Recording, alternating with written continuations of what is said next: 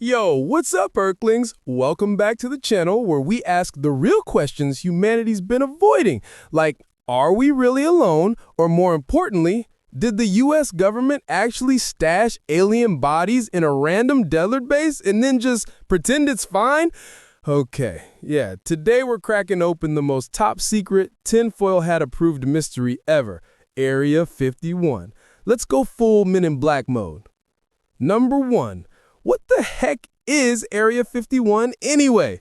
All right, so first off, Area 51 is a real place. It's not some made-up sci-fi movie set. It's a U.S. Air Force base located in Nevada, just chilling in the middle of the desert like nothing to see here, folks, which of course makes everyone want to see what's there. It's officially called the Nevada Test and Training Range, but Area 51 sounds way cooler, right? It started in the 1950s when the CIA was testing a secret spy plane called the U-2. They needed a place so remote that not even tumbleweeds would snitch. Boom! They built Area 51. But here's the thing. When weird stuff started happening around the base, people started saying, what if those aren't planes? What if those are UFOs? Aliens? Number 2. Answer the aliens. Cue the X-Files theme. Fast forward to 1947. A rancher in New Mexico finds some strange metal debris in his field. The Air Force swoops in and says, oh yeah, that's just a weather balloon. And the public's like, bro, that balloon's from outer space and you know it. Then, somehow, that Roswell UFO story gets tangled up with Area 51. People started saying, maybe they took the bodies from Roswell to Area 51 to study them. Because obviously, when you find an alien, you don't take it to the hospital, you take it to a desert bunker guarded by guys in sunglasses. 3. Meet Bob Lazar, the man who started the chaos. In 1989, a man named Bob Lazar went on TV and dropped the biggest UFO bombshell of all time. He claimed he worked near Area 51 at a site called S4, reverse engineering crashed alien spacecrafts. Yep, according to Bob, the US government was literally studying alien tech. He said the crafts were powered by something called Element 115, which at that time didn't even exist on the periodic table. And when scientists finally discovered it years later, people were like, wait, hold up. Did Bob just predict an element? Of course, the government was like, who? Bob who? Never heard of him. They erased his employment records, his university degrees. Poof, gone. Classic cover-up move, right?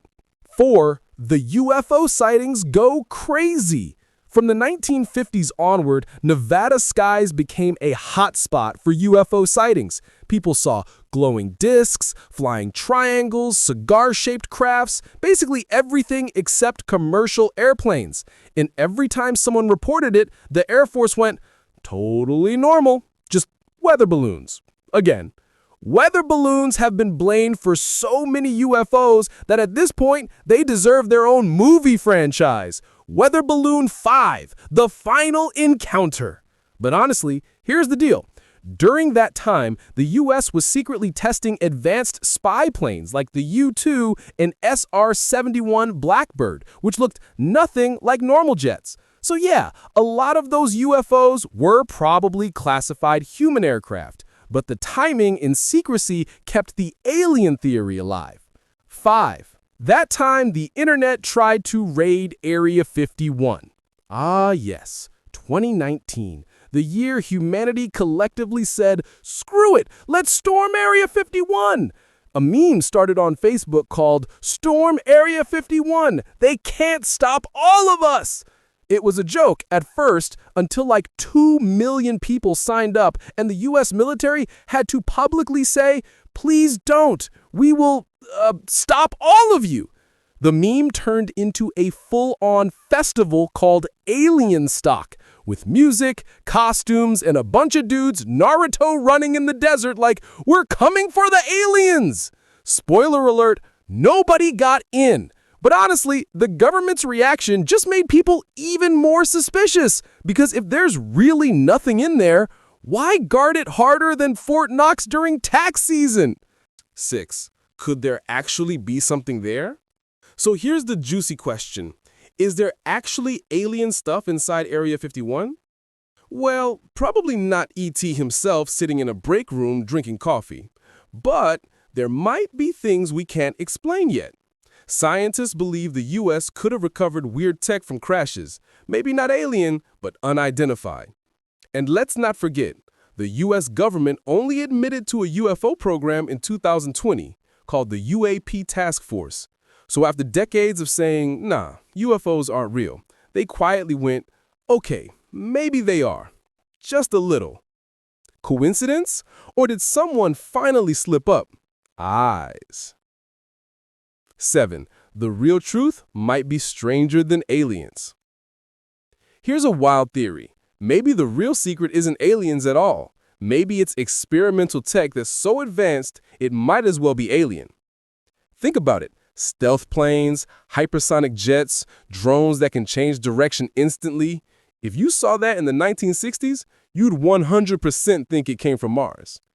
And you know what's the most alien thing about Area 51? The fact that even after 70+ years, no one knows the truth?